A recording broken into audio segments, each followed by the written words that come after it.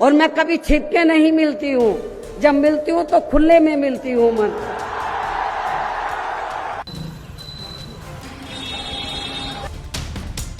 सवाल ये नहीं हुआ सबके पे छापा पड़ा। बीजेपी का कोई अगर है तो उसमें छापा नहीं पड़ता। बीजेपी को खुश कर दो, कभी छापा नहीं पड़ेगा। नमस्कार, आप देख रहे हैं सत्ता सियासत की बात। उत्तर प्रदेश की राजनीति में एक बार फिर भूचाल आ गया है। इस बार निशाने पर है बलिया के रसड़ा से बीएसपी के इकलौते और कद्दावर विधायक उमाशंकर सिंह।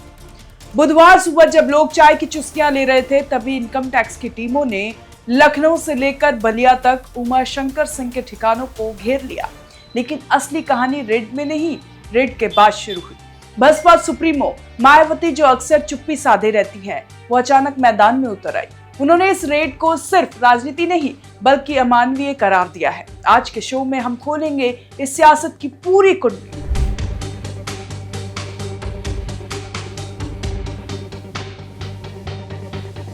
सबसे पहले मामला समझिए। उमाशंकर सिंह यूपी विधानसभा में बीएसपी के इकलौते चिराग हैं। बुधवार को आयकर विभाग यानी आईटी ने उनके ठिकानों पर छापेमारी की। खबर यह है कि रेड उनके बिजनेस और कंस्ट्रक्शन कंपनी से जुड़े लेन देन को लेकर है। लेकिन ट्विस्ट तब आया जब मायावती ने एक के बाद एक ट्वीट कर बीजेपी सरकार पर सीधा हमला बोल दिया। मायावती ने कहा, विधायक उमाशंकर सिंह गंभीर रूप से बीमार है, उनका इलाज चल रहा है, ऐसे में उनके घर रेड डालना मानवता के खिलाफ है। देश प्रदेश के राजनेता, देश प्रदेश की संस्थाएं सब जानती हैं कि 2 वर्षों से श्री उमाशंकर सिंह जी को ब्रेन का 4थे स्तर का कैंसर है। वो अपनी सांसें बचाने के लिए कभी अमेरिका, कभी दिल्ली, कभी लखनऊ 2 वर्षों से लगातार दौड़ रहे हैं और ऐसी परिस्थितियों में उनका धंधा व्यवसाय सब चौपट हो चुका है, ऑलमोस्ट बंद हो चुका है। उसके बावजूद उनके घर में रेड किया जाना इन परिस्थितियों में, और जिस प्रकार से रेड की जा रही है कि उनके घर में नर्स और चिकित्सक जाने का भी अवसर नहीं दिया जा रहा है। अगर कोई हानि, जीवन की हानि होती है तो इसके लिए संस्थाएं जिम्मेदार होंगी। और मैं समझता हूं कि दुर्लभतम अपराधों में भी जब ऐसी परिस्थितियों में कोई न्यायालय जाता है तो माननीय न्यायालय भी। सवाल ये है, क्या बीमारी किसी संवैधानिक एजेंसी की जांच में ढाल बन सकती है या फिर इस रेड के पीछे की टाइमिंग में कोई बड़ा सियासी खेल छिपा है? अब बात करते हैं मायावती को इस विवाद के बीच में क्यों कूदना पड़ा। इसके 3 बड़े कारण हैं। इकलौता विधायक उमाशंकर सिंह बसपा के सिर्फ विधायक नहीं बल्कि पार्टी की वित्तीय और जमीनी ताकत के बड़े स्तंभ है।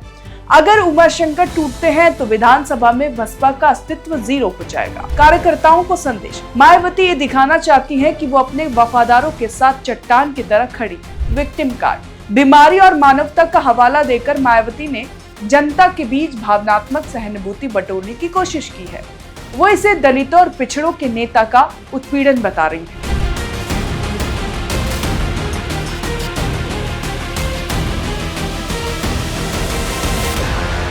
क्या मायावती के इस आक्रामक रुख से जांच रुक पाएगी? बिल्कुल नहीं, लेकिन इसके सियासी मायने गंभीर हैं।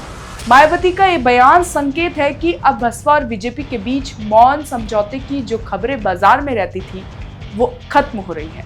मायावती अब फ्रंट फुट पर खेल रही हैं।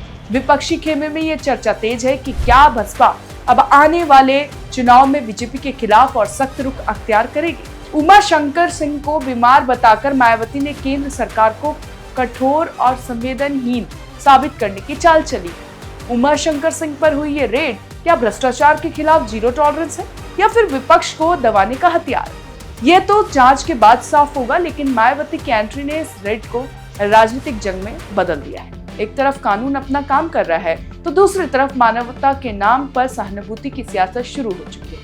अब देखना ये होगा कि बलिया का ये शेर यानी उमाशंकर इस कानूनी घेराबंदी से कैसे बाहर निकलता है। आप क्या सोचते हैं? क्या बीमारी की आड़ में जांच का विरोध सही है या फिर विपक्ष को जानबूझकर टारगेट किया जा रहा है? कमेंट बॉक्स पर अपनी राय जरूर दें और देखते रहें ONG न्यूज़।